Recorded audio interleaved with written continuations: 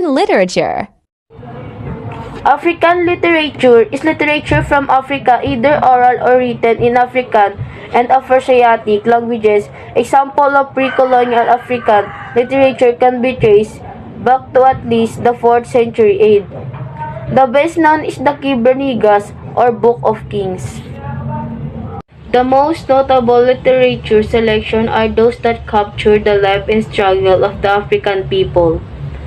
There have been significant struggles that could have been left untouched, but writers choose to face courageous task of answering the call of pen and begin the process of social healing through literature. Perhaps it is this brilliant character of African literature that enabled it to shine and fulfill one universal function of literature. Background of African literature. Modern African literature were born in the educational system imposed by the colonialism, with models drawn from Europe rather than existing African tradition, but the African oral tradition exempted their own influence of these literatures. African literature contained of a body of work in different language and various genres, ranging from oral literature to literature written to colonial language like French, Portuguese, and English. African literature then expanded to include hymns, romance, epic, poetry, fiction narrative, diaries, philosophy, biography, and autobiography. One particular from South African narrative which may have been the first to draw Western attention was composed by slaves. Negritude was an anti-colonial culture and political movement founded by a group of African and Caribbean students in Paris in the 1930s who sought to reclaim the value of blackness and African culture. From a political standpoint, negritude was an important aspect to the rejection of colonialism emerging at the cusp of African independence movement. Negritude was made an impact of how the colonial side viewed themselves. It also sparked in feed of a subsequent literary movement that were responding to global politics. Let's talk about literary forms. Oral literature, also known as literature, has flourished in Africa for many centuries. It may take many different forms including myths, epics, funeral dirges, praise songs, and proverbs by bards or griots, West African praise singers, poets, or musicians. Oral literature is frequently sung or recitated and can take the form of songs containing tongue twisters, recitation, poetries, proverbs, and riddles. Oral literature is made up mostly of manner customs, superstitions, songs, proverbs, and other related materials. Various forms of oral literature. Myths are part of folklore genre. A myth is a traditional story, especially one that has to do with the early history of people or culture. Myths explain natural or social phenomena such as foundational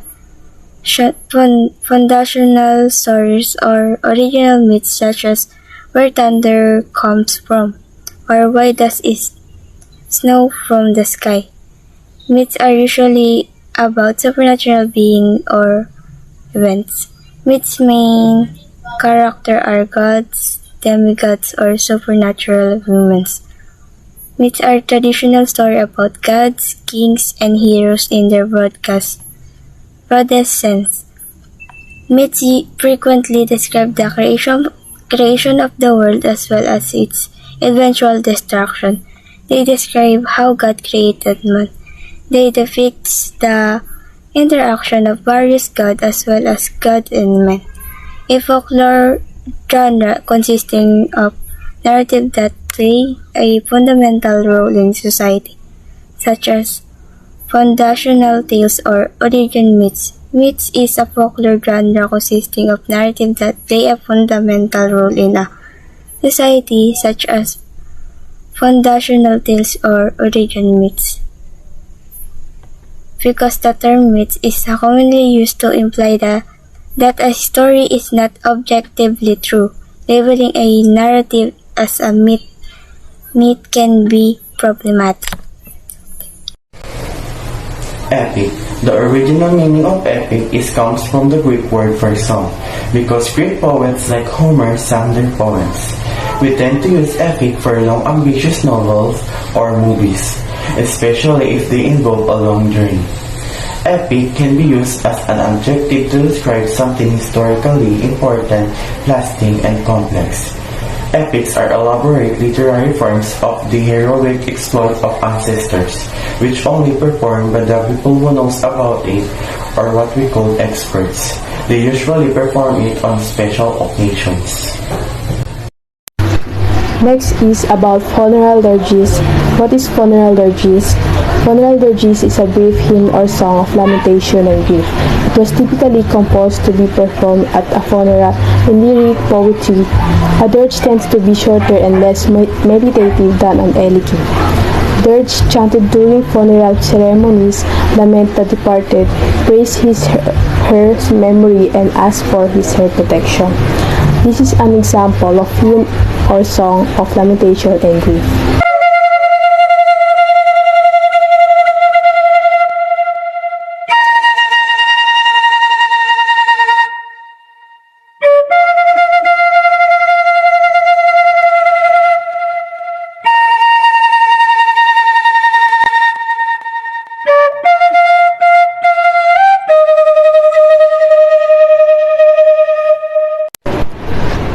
Simply put, all funeral ceremonies should use music to both pay tribute to a lost loved one and create an atmosphere where healing can begin for survivors. Praise poems. The most common purpose is to praise the character and the achievements of chiefs and kings, and the acts of kingship. Praise in these poems are many and varied. Praise poems do not deal only with chiefs and kings. Any person may hear praise for his skills or his personality. Praise poems exist in many different parts of Africa. In Yoruba, they are called oriki. Oriki, the West African phrase poetry that phrases lips voices like hands stretching toward the sky, and they use it to edify and inspire and empower and to honor yourself. Let's talk about Proverbs. Proverbs have become a tool which African writers use to justify the actions of characters criticized about ethical and immoral behaviors. Through the use of Proverbs, African writers try to express the wealth of philosophy, wisdom, and perception of life as they affect the control of their communities. Next, proceed to written literature. African written literature is a combination of the real and the fantasy.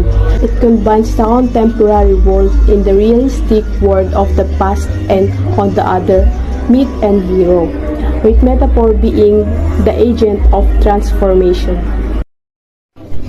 Next is scholars have identified three waves of literacy in Africa. The first occurred in Ethiopia, where written works have been discovered that appeared before the earliest literature in the Celtic and Germanic languages of Western Europe. The second wave of literacy moved across Africa with the spread of Islam. And lastly, soon after the emergence of Islam in the 7th century, it's believed established themselves in North Africa through a series of jihads, or holy wars. In the 11th and 12th centuries, Islam was carried into the kingdom of Ghana. The religions continued to move eastward through the 19th century. Most of literature in Ethiopia has been in Ge'ez, the classical and literary language, and Amharic, more common spoken language. Other languages are Tigrinya, Tigre, Oromo, and Harari. The Kebra-Nagast Glory of Kings, written the Ge'ez language from 1314 to 1322, relates the birth of Menelik, the son of Solomon, and Makada, the queen of Sheba, who became the king of Ethiopia. In the 15th century, Ta'amra Mariam, the Miracles of Mary, was written, and this was to become a major work in Ethiopia. At the end of the 19th century, missionaries brought the printing press to Ethiopia, and books were published in Amharic. Early Amharic works such as Mystery Celeste 1910-11, The Mysteries of the Trinity were rooted in traditionally literary works. In 1924 and 1925, newspaper in Amharic began to appear, and there were translations of European literary works, including in Amharic translation of John Bunyan's The Pilgrim's Progress by Gabra Georgievics Terfe. A discussion of written African literature raises a number of complicated and complex problems and questions that only can be briefly sketched out of here. The first problem concerns the small readership of African literature in Africa. Over 50% of Africa's population is illiterate, and hence many Africans cannot access written literature. Let's talk about the major authors. Wolsey-Yonka. The poet and playwright Wolsey-Yonka is a towering figure in world literature.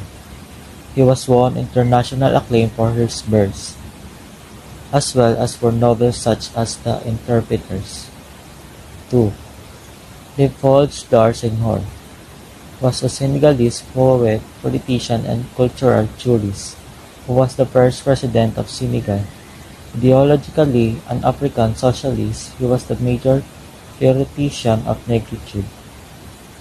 Okot P. Baitek was a Ugandan poet who achieved wide international recognition for Song of Lawini, a long poem dealing with the tribulation of rural African wife whose husband has taken up urban life and wishes everything to be westernized.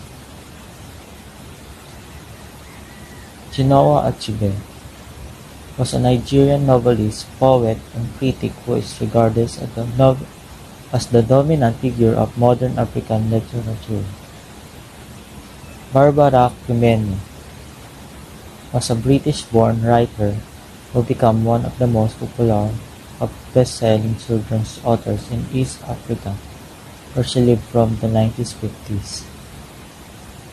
Chimamanda Ngozi Adichie is a writer and storyteller best known for her themes of politics, culture, race, and gender. Her novels, short stories, and plays have all received both public and critical acclaim. Ayike Arma is a Ghanaian writer best known for his novels including The Beautiful One, Are Not Yet Born, 2000 Season, and The Healers. Buche Emecheta was a Nigerian-born novelist based in the UK from 1962, who also wrote plays and an autobiography as well as work for children. Despite all the struggle and life of the African people, the writers chose to face and they used literature to heal themselves. It was great characteristic of the African literature that kept it into shine and fulfill the function of literature.